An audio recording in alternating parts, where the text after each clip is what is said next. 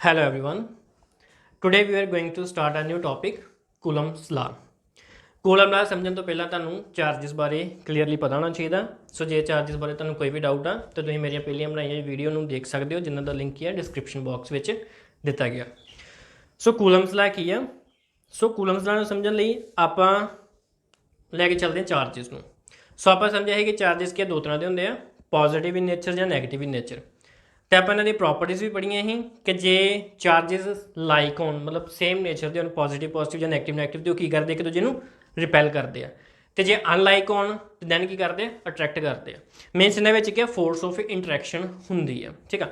पर वो कितनी होंगी है जे मान लो कोई भी दो चार्जिस आ Q1 ठीक है, एक चार्ज है Q2 इन्होंने विचकार मान लें कि सपरेशन कितनी है R यूनिट की कोई की है सपरेशन, ठीक है।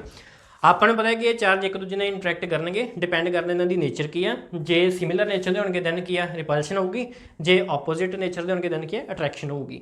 ਸੋ ਮਤਲਬ ਜਿਹੜੀ ਇਹਨਾਂ ਵਿੱਚ ਇੰਟਰੈਕਸ਼ਨ ਆ, ਜੇ ਇਹਨਾਂ ਵਿੱਚ ਕੋਈ ਫੋਰਸ ਲੱਗਦੀ ਪਈ ਅਟਰੈਕਸ਼ਨ ਜਾਂ ਰਿਪਲਸ਼ਨ ਉਹ ਕਿੰਨੀ ਲੱਗਦੀ ਪਈ ਆ। ਸੋ ਆਪਾਂ ਪਹਿਲਾਂ ਕੀ ਦੇਖਿਆ ਇਹ ਲੱਗਦੀ ਆ, ਬਟ ਹੁਣ ਕੁਐਸਚਨ ਇਹ ਹੁੰਦਾ ਕਿ ਕਿੰਨੀ ਲੱਗਦੀ ਹੈ, ਕਿੰਨੀ ਮਤਲਬ ਕਿ ਕਿੰਨਾ ਮੈਗਨੀਟਿਊਡ ਆ, ਸਟਰੋਂਗ ਲੱਗੂਗੀ ਵੀਕ ਲੱਗੂਗੀ ਜਾਂ ਕਿਹੜੇ ਕਿਹੜੇ ਫੈਕਟਰਸ ਤੇ ਡਿਪੈਂਡ ਕਰਦੀ ਆ। ਸੋ ਜਿਹੜੀ ਇਹ ਫੋਰਸ ਆਫ ਇੰਟਰੈਕਸ਼ਨ ਹੈ ਇਸ ਬਾਰੇ ਗੱਲ ਕੀਤੀ ਸੀ ਕੂਲਮਸ ਨੇ। ਕੂਲਮਸ ਨੇ ਇਹ ਚੀਜ਼ ਫਾਈਂਡ ਕੀਤੀ ਸੀ ਕਿ ਜਿਹੜੀ ਇਹਨਾਂ ਦੇ ਵਿਚਕਾਰ ਫੋਰਸ ਆਫ ਇੰਟਰੈਕਸ਼ਨ ਆ ਉਹ ਕਿੰਨੀ ਹੁੰਦੀ ਆ ਤੇ ਕਿਹੜੇ ਫੈਕਟਰਸ ਤੇ ਡਿਪੈਂਡ ਕਰਦੀ ਹੈ। ਸਾਰਿਆਂ ਨੂੰ ਫਸਟ ਗੱਲ ਕੀ ਹੈ, ਜਿਹੜੀ ਫੋਰਸ ਆਫ ਇੰਟਰੈਕਸ਼ਨ ਇਹਨਾਂ ਵਿੱਚ ਉਹ ਕਿਹਦੇ ਡਾਇਰੈਕਟਲੀ ਪ੍ਰਪੋਰਸ਼ਨਲ ਹੁੰਦੀ ਹੈ, product of magnitude of charges ਦੇ। ਸੋ ਇੱਥੇ ਕੀ ਗੱਲ ਹੁੰਦੀ ਹੈ ਡਾਇਰੈਕਟਲੀ ਪ੍ਰਪੋਰਸ਼ਨਲ। ਡਾਇਰੈਕਟਲੀ ਪ੍ਰਪੋਰਸ਼ਨਲ ਦਾ ਕੀ ਮੀਨਿੰਗ ਹੈ ਕਿ ਜਿੰਨਾ Q1 ਤੇ Q2 ਵੱਡੇ ਚਾਰਜ ਹੋਣਗੇ, ਵੱਡੇ ਦਾ ਮਤਲਬ ਕਿ ਜਿੰਨੇ ਇੱਕ ਵੱਧ ਕੂਲਮ ਦੇ ਚਾਰਜ ਹੋਣਗੇ ਉਨੀ ਇਹਨਾਂ ਵਿੱਚ ਫੋਰਸ ਆਫ ਇੰਟਰੈਕਸ਼ਨ ਕੀ ਹੈ ਜ਼ਿਆਦਾ ਹੋਊਗੀ। ਇੰਟਰੈਕਸ਼ਨ ਅਟਰੈਕਸ਼ਨ ਜਾਂ ਰਿਪਲਸ਼ਨ ਕੋਈ ਵੀ ਹੋ ਸਕਦੀ ਹੈ। किधे proportional product of magnitude of charges. Magnitude का की मीनिंग है चार्ज अपना भावें पॉजिटिव नेचर का आए भावें नैगेटिव नेचर का आए, आप ये नेचर नहीं देखनी, आप जस्ट इसका मैगनीट्यूड देखना वा कि किन्ने कूलम का है या किन्ने माइक्रो कूलम का है, ठीक है। सैकेंड जो फैक्टर जिते ये चीज़ डिपेंड करती होगी force is inversely proportional to square of distance between them. Square of distance between them the inversely ਦਾ ਕੀ ਮੀਨਿੰਗ ਆ ਕਿ ਜਿੰਨਾ ਇਹਨਾਂ ਵਿਚਕਾਰ ਸੈਪਰੇਸ਼ਨ ਵੱਧਦੀ ਜਾਊਗੀ, ਜਿੰਨੇ ਦੋ ਚਾਰजेस ਵਾਈਡਲੀ ਸੈਪਰੇਟਡ ਹੋਣਗੇ ਉਨੀ ਇਹਨਾਂ ਵਿੱਚ ਫੋਰਸ ਆਫ ਇੰਟਰੈਕਸ਼ਨ ਕੀ ਹੈ ਘੱਟ ਹੋਊਗੀ। ਮੀਨਿੰਗ ਜਿੰਨਾ ਇਹਨਾਂ ਨੂੰ ਲਾਗੇ ਲਿਆਂਦਾ ਜਾਊਗਾ ਉਵੇਂ ਉਵੇਂ ਫੋਰਸ ਆਫ ਇੰਟਰੈਕਸ਼ਨ ਕੀ ਵੱਧਦੀ ਜਾਊਗੀ, ਜਿਵੇਂ ਜਿਵੇਂ ਦੂਰ ਜਾਂਦੇ ਜਾਣਗੇ ਉਵੇਂ ਉਵੇਂ ਫੋਰਸ ਆਫ ਇੰਟਰੈਕਸ਼ਨ ਕੀ ਘੱਟਦੀ ਜਾਊਗੀ। ਸੋ ਇਹ ਦੋ ਫੈਕਟਰ ਸੀ ਜਿਨ੍ਹਾਂ ਉੱਤੇ ਕੀ ਫੋਰਸ ਆਫ ਇੰਟਰੈਕਸ਼ਨ ਡਿਪੈਂਡ ਕਰਦੀ ਸੀ। ਸੋ ਜੇ ਇਹਨਾਂ ਦੋਨਾਂ ਨੂੰ ਆਪਾਂ ਕੰਬਾਈਨ ਕਰ ਦਈਏ ਤਾਂ ਕੀ ਬਣਦਾ ਵਾ F is directly proportional to Q1 Q2 over R square, ਠੀਕ ਆ। ਸੋ ਇਹ ਜੋ ਕਿ ਇਹਨਾਂ ਦੋਵਾਂ ਨੂੰ ਜਦੋਂ ਆਪਾਂ ਕੰਬਾਈਨ ਕੀਤਾ ਫਸਟ ਨੂੰ ਤੇ ਸੈਕਿੰਡ ਨੂੰ, ਠੀਕ ਆ। ਆਪਾਂ ਨੂੰ ਇਹ ਚੀਜ਼ ਪਤਾ ਜਦੋਂ ਆਪਾਂ ਪ੍ਰਪੋਰਸ਼ਨੈਲਿਟੀ ਦਾ ਸਾਈਨ ਇਟ ਹੁੰਦੇ ਕਿ ਕਾਂਸਟੈਂਟ ਆਫ ਪ੍ਰਪੋਰਸ਼ਨੈਲਿਟੀ ਲੱਗਦਾ। ਸੋ F ਕਿਹਦੇ ਬਰਾਬਰ ਹੈਗਾ K ਕੀ ਹੈ ਕੋਈ ਵੀ ਕਾਂਸਟੈਂਟ ਆਫ ਪ੍ਰਪੋਰਸ਼ਨੈਲਿਟੀ ਹੈ Q1 Q2 upon R square. ਹੁਣ ਜਿਹੜੀ K ਦੀ ਵੈਲਿਊ ਆ ਇਹ ਡਿਪੈਂਡ ਕਰਦੀ ਸਿਸਟਮ ਆਫ ਯੂਨਿਟਸ ਤੇ। ਜੇ ਇਹਦੇ ਆਪਾਂ ਗੱਲ ਕਰਦੇ ਹਾਂ SI ਸਿਸਟਮ ਦੀ, ਠੀਕ ਆ, ਇਨ SI ਯੂਨਿਟਸ ਜਿਹੜੀ K ਦੀ ਵੈਲਿਊ ਹੁੰਦੀ ਹੈ 1/4 ਪਾਈ ਐਪਸਲਨ ਨੋਟ, ਠੀਕ ਆ। ਇਨ CGS ਜੇ ਆਪਾਂ CGS ਸਿਸਟਮ ਦੀ ਗੱਲ ਕਰਾਂਗੇ ਤਾਂ K ਦੀ ਵੈਲਿਊ ਆਪਾਂ ਲੈਂਦੇ ਹਾਂ 1, ਠੀਕ ਆ। ਇਹ ਜਿਹੜੀ ਆਪਾਂ K ਦੀ ਵੈਲਿਊ ਦੀ ਗੱਲ ਕਰਦੇ ਪਏ ਆਪਾਂ ਗੱਲ ਕਰਦੇ ਪਏ ਇਨ ਏਅਰ ਜਾਂ ਵੈਕਿਊਮ ਦੇ ਵਿੱਚ, ਠੀਕ ਆ। ਜੇ ਕੋਈ ਹੋਰ ਮੀਡੀਅਮ ਲਵਾਂਗੇ ਸੇ ਗਲਾਸ ਵਾਟਰ ਮਾਈਕਾ ਜਾਂ ਕੋਈ ਹੋਰ ਦੈਨ ਉੱਥੇ ਜਿਹੜੀ K ਦੀ ਵੈਲਿਊ ਆ ਇਹ ਸੇਮ ਨਹੀਂ ਹੋਊਗੀ, ਉੱਥੇ ਵੀ ਕੀ ਆ ਚੇਂਜ ਹੋਊਗੀ। K ਕੀ ਆ ਮੀਡੀਅਮ ਡਿਪੈਂਡੈਂਟ ਆ, ਠੀਕ ਆ। ਸੋ ਜੇ ਆਪਾਂ ਇਹਨਾਂ ਦੇ ਅਕੋਰਡਿੰਗ ਆਪਾਂ ਫਾਰਮੂਲੇ ਨੂੰ ਲਿਖੀਏ ਦੈਨ ਆਪਣਾ ਕੀ ਬਣਦਾ ਫੋਰਸ ਕਿਹਦੇ ਬਰਾਬਰ ਬਣਦੀ ਹੈ 1/4 pi epsilon naught Q1 Q2 divided by R square. ਤੇ ਜੇ ਆਪਾਂ ਇੱਧਰਲੇ CGS 'ਚ ਗੱਲ ਕਰੀਏ K ਦੀ ਵੈਲਿਊ ਕਿੰਨੀ 1, ਸੋ ਕਿੰਨਾ ਆਉਂਦਾ Q1 Q2 divided by R square. So ਇਹ ਕੀ ਹੁੰਦਾ ਆਪਣੇ ਕੋਲ force of interaction between 2 point charges in air ਔਰ ਵੈਕਿਊਮ, ਠੀਕ ਆ।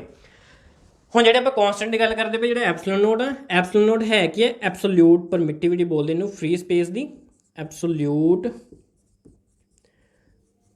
ਪਰਮਿਟਿਵਿਟੀ ਆਫ ਫ੍ਰੀ ਸਪੇਸ ਜਿਹਦੀ ਵੈਲਿਊ ਕਿੰਨੀ ਹੁੰਦੀ ਹੈ 0.854 ਇੰਟੂ 10⁻⁻12 ਕੂਲਮ ਸਕੁਅਰ ਪਰ ਨਿਊਟਨ ਪਰ ਮੀਟਰ ਸਕੁਅਰ। ਸੋ ਇਹ ਕੀ ਆ ਇੱਕ ਕਾਂਸਟੈਂਟ ਆ ਜਿਹਦੀ ਫਿਕਸ ਵੈਲਿਊ ਹੁੰਦੀ ਹੈ ਜਿਹੜੀ ਕਿ ਇੰਨੀ ਹੀ ਰਹਿਣੀ ਹੈ 8.854 ਇੰਟੂ 10⁻12, ਠੀਕ ਆ। ਤੇ ਜਿਹੜਾ ਆਪਣਾ ਕਾਂਸਟੈਂਟ 1/4 ਪਾਈ ਐਪਸਲਨ ਨੋਟ ਜਦੋਂ ਆਪਾਂ ਇਹ ਵੈਲਿਊ ਫਿਲ ਕਰਦੇ ਹਾਂ ਇਹਦਾ ਵੀ ਇੱਕ ਆਨਸਰ ਆਉਂਦਾ ਜਿਹੜੀ ਫਿਕਸ ਵੈਲਿਊ ਹੈ ਕਿੰਨੀ ਹੈ 9 ਇੰਟੂ 10⁻9 ਨਿਊਟਨ मीटर स्केयर पर कूलम स्केयर। सो ये सारे की है कॉन्सटेंट जिन्हों की है फिक्स वैल्यू। सो अपना बेसिक रिजल्ट जो कूलम का वा वो यही है। कूलम ने की क्या ही एक बार दोबारा देख लेने। कूलम ने की क्या ही force between 2 point charges Q1 and Q2 is directly proportional to the product of magnitude of charges and inversely proportional to the square of distance between them। जिन्होंने आप कंबाइन किया, कंबाइन करके आ चीज़ बनी, दैन प्रोपोर्शनैलिटी का sign हटा के constant of proportionality लाता के। जी के की वैल्यू की है सिस्टम ऑफ यूनिट्स से डिपेंड करती है। जे SI की गल करते हैं दैन 1/4 एप्सिलॉन नॉट, तो जे CGS की गल करते हैं फिर के की वैल्यू कितनी है 1। मीडियम पर भी डिपेंड करती है। ये सिर्फ एयर और वैक्यूम की गल की आप, जे आप किसी होर की गल करांगे तो ये वैल्यू की है चेंज होगी। सो आप ये देखिए कि मैथमैटिकली ये किहड़े फैक्टर से डिपेंड करता। हुण कूलम ला दे विच होर किहड़ियां चीज़ां वेखण वालियां जां ध्यान रखण वालियां। फर्स्ट हैगी सारिਆਂ कि कूलम ला की है एक कूलम जी force central force. Central force किहनूं बोलते हैं आप, जिवें आप हुणे गल की कि जिहड़ी इन्हां विच इंटरैक्शन जां ते हो सकदा एक दूजे नूं अट्रैक्ट करन जाके एक दूजे नूं रिपैल करन। ये बट करदे की है फस्ट चार्ज के सेंटर तो लैके दूजे चार्ज के सेंटर तक एक स्ट्रेट लाइन में एक्ट करता, चाहे वो अट्रैक्ट होंगे चाहे वो की है रिपैल हो। सो इस टाइप की फोर्स में आप बोलते हैं सेंट्रल फोर्स। इसका की मीनिंग हो गया कि जी कूलम फोर्स हो की है सेंट्रल फोर्स है, मतलब कि ये एक स्ट्रेट लाइन के एक्ट करती है from first charge to second charge. ठीक है, सो एक पॉइंट है। होर की है कूलम ला दी कुछ लिमिटेशनस भी है, जिमें कि कूलम ला सिर्फ उन्होंने चार्जिस से एप्लीकेबल है जोड़े पॉइंट चार्जिस आ। पॉइंट चार्जिस किहड़े होंदे आ, मतलब जिन्हों का साइज़ बहुत ज़्यादा समॉल होंदा वा ते उन्होंने को चार्ज क्या बहुत ज़्यादा होंदा वा, उन्होंने इहो जिहे चार्जिस का आप बोलते हैं पॉइंट चार्जिस। सो फस्ट तो यह है कि सिर्फ उन्होंने चार्जिस से एप्लीकेबल है जोड़े पॉइंट चार्जिस आ। सैकेंड की ये लिमिटेशन है कि सिर्फ ये उन्होंने चार्जिस से एप्लीकेबल है जोड़े कि स्टेशनरी है। ठीक है, आप फस्ट स्टार्टिंग से भी चीज़ की इलैक्ट्रोस्टैटिक स्टेशनरी चार्जिस बारे। सो कूलम का सिर्फ उन्होंने चार्जिस एप्लीकेबल है जोड़े रैस्ट पोजीशन के उपर होंगे। जे चार्जिस मूव करते हैं दैन ये वाला फॉर्मूला उन्होंने एप्लीकेबल नहीं होगा, बट उन्होंने इंटरैक्शन जरूर होगी, बट इस फॉर्मूले के अकॉर्डिंग नहीं होगी। सो ये सब है ही अपना कूलम्स लॉ बारे। मैंने आशा तुहानूं इन्नी चीज़ क्लीयर हो गई होगी। हुण आपां जिहड़ा फैक्टर दे कूलम्स लॉ दे के आया ही ये बारे डिस्कस करांगे कि की चीज़ की है की। ठीक है, सो इन्हों आपां के नूं बोलते हैं आपां डायलैक्ट्रिक कॉन्सटेंट। ठीक है, के नूं आपां की बोलते हैं डायलैक्ट्रिक कॉन्सटेंट। हुणे आपां की पढ़िया ही कि जिहड़ी के दी वैल्यू है मीडियम ते डिपेंड करती है। मीडियम ते डिपेंड करने का की मीनिंग है कि जे एयर या वैक्यूम से आप देखा है के दी वैल्यू इत्थे 1 होंदी है, इत्थे की है अपने को 1/4 पाई एप्सिलॉन नॉट ही। ठीक है, पर जे आप वाटर च लै जाइए जां किसी होर सॉलिड मीडियम के लै जाइए दैन जी के दी वैल्यू की है चेंज होंदी है। सो इस करके इन्हूं आप डिफरेंट समझन लगे हैं। सो इन्हूं आप बोलते कि डायलैक्ट्रिक कॉन्सटेंट, इन्हूं आप के नाल नोट करते हैं। ਇਹਦਾ ਹੁੰਦਾ कि formula force upon force in air और vacuum upon force in medium. So इन्हें समझने लई मान लो कि अपने को कोई भी दो चार्जिस हैं Q1 तो Q2, ये मान लो कि R डिस्टेंस सैपरेशन के उपर पे है। फस्ट आप की करते यही दो चार्जिस मान लेने क्या सारा सिस्टम कितने पिया वा वैक्यूम च पिया। ठीक है, दैन इन्होंने कोई ना कोई फोर्स ऑफ इंटरैक्शन होगी। सो आप मान लेने को उन्हें की बोले FV फोर्स इन वैक्यूम, जहाँ आप एयर चल करेंगे तो ए मान लाँगे। दैन वो कि बराबर आए अपने को के जहाँ 1/4 pi epsilon not Q1 Q2 divided by R square.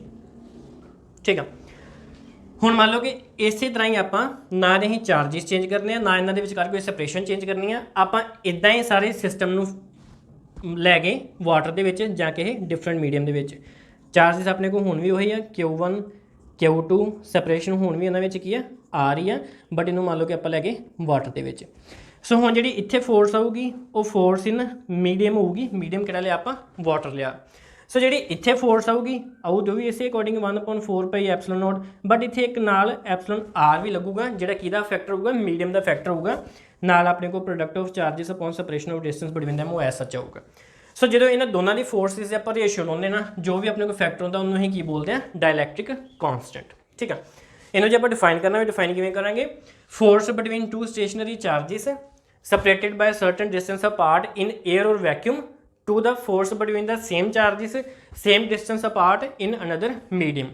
मतलब कि फोर्स किसी भी दो चार्जिस के किसी सैपरेशन के एयर या वैक्यूम च लईए डिवाइडेड बाय सेम चार्जिस के विचकार फोर्स इन डिफरेंट मीडियम, जो भी रेशियो होंगे उन्होंने की बोलते हैं डायलैक्ट्रिक कॉन्सटेंट।